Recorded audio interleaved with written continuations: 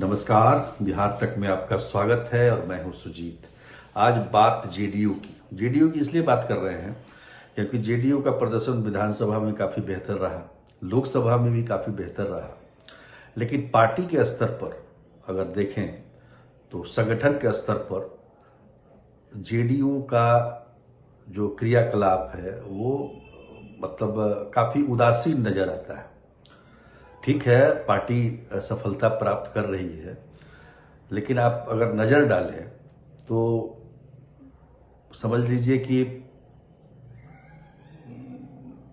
पिछले कई वर्षों से, मतलब मुझे एक वर्ष से ज़्यादा ही लग रहा है, मुझे याद है जहाँ तक कि दिसंबर 2023 में जो राष्ट्रीय कार्यकारिणी की बैठक हुई थी पार्टी की, उसके बाद से राष्ट्रीय कार्यकारिणी की बैठक नहीं हुई है। यहाँ तक कि कोई नॉर्मल मतलब इस तरह का भी बैठक पार्टी के स्तर पर कोई बैठक आयोजित नहीं की गई है। ये बड़ा आश्चर्य की बात है कि इतनी बड़ी पार्टी है और इतना मतलब इतनी अच्छी सफलता है और बिना बैठक के मतलब पार्टी सफल हो रही है। दूसरी तरफ अपने जेडीयू के जो सहयोगी दल है बीजेपी, अब देखिए लगातार बैठक करते रहते हैं सब, मतलब कोई दिन समय ऐसा नहीं हुआ जहां जब बीजेपी के नेता बैठक न कर रहे हो। लेकिन देखिए एक तरफ से जेडीयू का मुझे लगता है कि संजय झा जून 2024 से राष्ट्रीय कार्यकारी अध्यक्ष हैं, लेकिन उसके बाद से तो कोई बैठक नहीं हुई है। अब चर्चा हो रही है कि इस साल राष्ट्रीय कार्यकारिणी की बैठक होगी और बैठक की चर्चा इसलिए भी हो रही है क्योंकि आपको पता ही है कि जिस प्रकार से पार्टी जेडीयू चल रही है या फिर सरकार चल रही है, उसमें कहीं ना कहीं नीतीश कुमार का स्वास्थ्य जो है आड़े आ रहा है, इसमें कोई दो राय नहीं है। कई स्तरों पर, सरकार के स्तर पर भी और पार्टी के स्तर पर भी ये स्पष्ट तौर पर इसको देखा जा सकता है। तो अब यही कारण है, उनका स्वास्थ्य ही कारण है कि इतने दिनों तक, इतने महीनों तक बैठक नहीं हो रही है। नहीं तो नीतीश कुमार खुद इस बारे में काफ़ी तत्पर रहा करते थे। तो एक तो बात ये हो गई। दूसरी तरफ सरकार के स्तर पर देखिए तो नीतीश कुमार जब तक ठीक थे तब तक उनके मंत्री भी बड़े एक्टिव रहते थे, लेकिन जब से नई सरकार बनी है उसके बाद से जो जेडीयू के ऑफिस में जो जनता दरबार लगता था वो भी बंद हो गया है। कोई मंत्री जनता की फरियाद सुनने के लिए तैयार नहीं है। आज अखबारों में छपा है कि मुख्यमंत्री ने सभी अधिकारियों को निर्देश दिया है कि वो जनता की समस्याओं को सुने सोमवार से शुक्रवार के बीच में। तो कहने का मतलब ये है कि वो अधिकारियों को तो कह रहे हैं, लेकिन उनके जो मंत्री हैं, जो लगातार जो परंपरा बनी हुई थी 2020 से मंत्रियों के सुनवाई करने का, जनता की समस्याओं का जेडीयू ऑफिस में, वो नई सरकार बनने के बाद से वो खत्म हो गया है। तो ये चीज़ें जो है ना कहीं इंगित करती है कि संगठन स्तर पर भी या सरकार के स्तर पर भी काम ठीक से हो नहीं रहा है।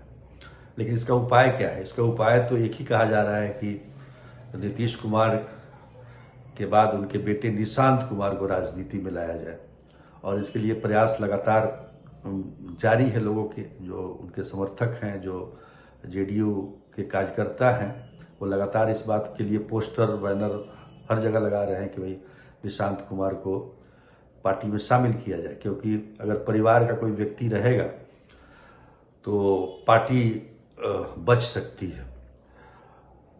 हालांकि नीतीश कुमार परिवारवाद के खिलाफ रहे हैं, हमेशा परिवारवाद के खिलाफ बोलते रहे हैं, लेकिन जो स्थिति है, जो परिस्थिति है, जो मजबूरी है, एक तरह से हम कह सकते हैं, निशांत कुमार को लाना जेडीयू के लिए एक मजबूरी है।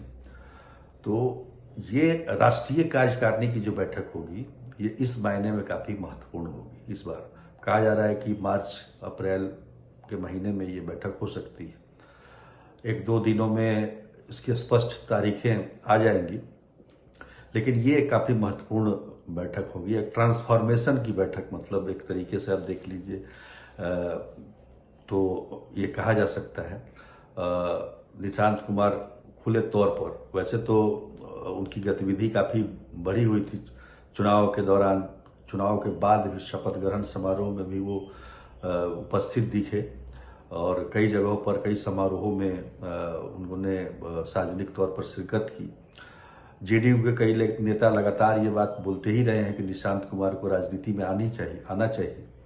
तो ये जो राष्ट्रीय कार्यकारिणी की बैठक होगी उसमें ये एक महत्वपूर्ण निर्णय हो सकता है कि उनको संगठन के कामों में लगाया जाए और पार्टी का एक तरीके से, मतलब एक चेहरा बने वो।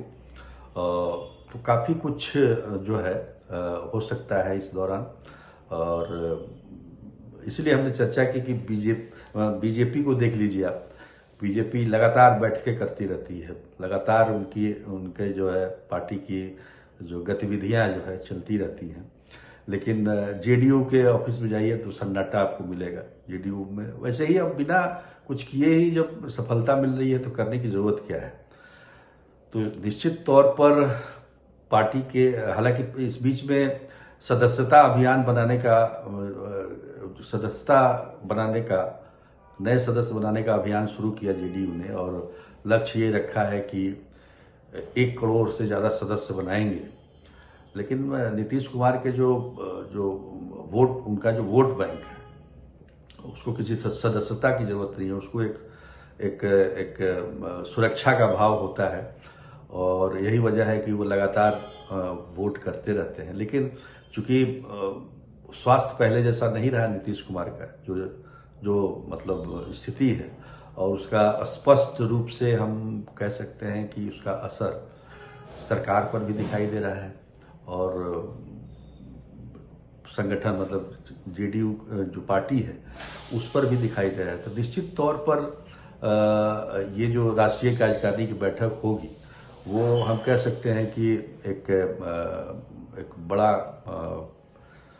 मतलब इसमें एक कदम उठाया जा सकता है, और पार्टी को एक नई दिशा, एक नया नेतृत्व के रूप में निशांत कुमार को पेश किया जा सकता है।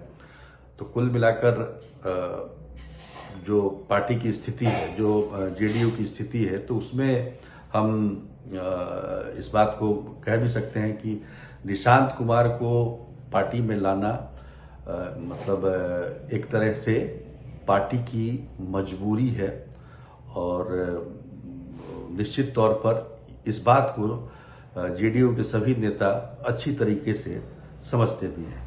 तो देखिए, इंतजार कीजिए राष्ट्रीय कार्यकारिणी की बैठक का। आज के लिए इतना ही, तब तक के लिए नमस्कार।